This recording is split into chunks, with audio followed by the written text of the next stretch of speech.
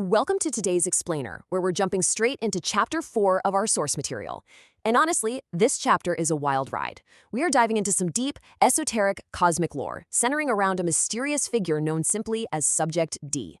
It's a fascinating narrative that weaves together cosmic history, major earthly events, and a massive spiritual mission. I mean, just think about that premise for a second. What if an alien soul reincarnated on Earth specifically to save humanity from itself? It is a totally captivating concept, right? And to really wrap our heads around this, we're going to follow the chronological journey of Subject D's soul. We're literally tracking it from the vastness of the cosmos all the way down into a hidden underground facility right here on Earth.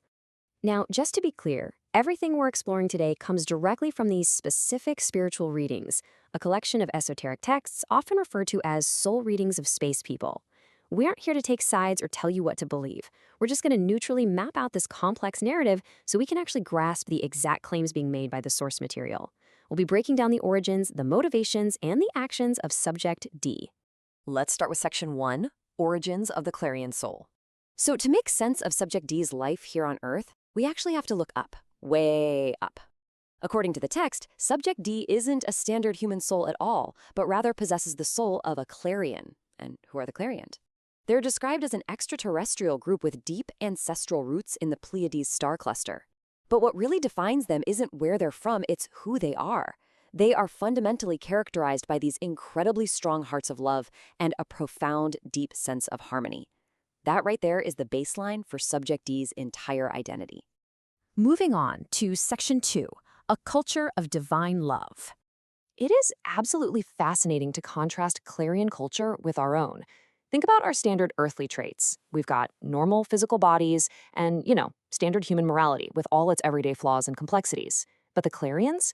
The source material claims their actual physical bodies, and get this, even their clothing, literally emit light. They glow.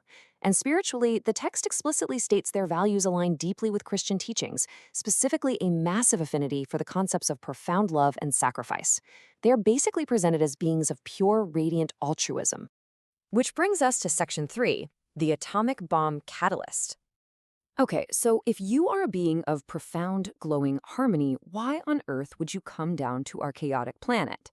Well, tracking the timeline, step 1 is obviously their origin in the Pleiades, but step 2 is the ultimate turning point.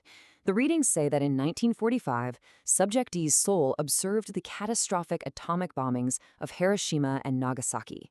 Witnessing that unprecedented, horrific level of earthly destruction was the exact catalyst for everything that followed. Because seeing that devastation didn't just make them sad, it sparked something way deeper: righteous indignation. That specific, intense emotional reaction to humanity's capacity for total self-destruction is what prompted their deliberate choice to reincarnate onto the earthly plane. This wasn't an accident. They consciously chose to come here on a mission. Next up, Section 4, the underground UFO base. Now we get into Subject D's physical life once they actually reincarnated on Earth. And this is where the logistical claims get truly extraordinary. The text details that ever since childhood, Subject D has supposedly been taken to a hidden underground UFO base, right here on Earth. It describes this seamless blending of a normal earthly existence with cosmic origins.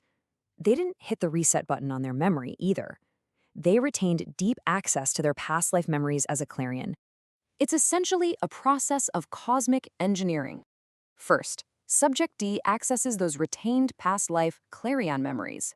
Second, they extract the highly advanced extraterrestrial knowledge that's basically embedded in those memories. And third, and this is just wild, they practically apply that knowledge to actively assist in the design and construction of UFOs at this underground facility. They're acting as a sort of cosmic consultant, bridging Pleiadian technology with earthly engineering. Finally, Section 5, a mission to save humanity. So we have these glowing, peaceful souls, the sheer tragedy of atomic warfare, and secret underground engineering bases. What's the endgame? Well, the ultimate takeaway from Chapter 4 is that Subject D's presence here isn't an invasion. It's a rescue mission. The source posits that this reincarnation is driven entirely by profound, deep love. The goal is quite literally to save humanity from its own destructive tendencies, the exact same tendencies they witnessed back in 1945. Within this esoteric framework, the underground bases and the UFO designs are just tools to facilitate this grand mission of earthly salvation. And that leaves us with one incredibly critical question. Will humanity actually embrace the Clarion message of harmony and sacrifice before it's too late? Regardless of where you stand on the reality of extraterrestrial reincarnation, this source material offers a genuinely fascinating esoteric framework. It really challenges us to look in the mirror at our own capacity for destruction and asks if our world is genuinely ready for a message of pure cosmic harmony. It's definitely a compelling thought to chew on. Thanks for joining me for this explainer, and keep questioning the fascinating narratives that shape our world.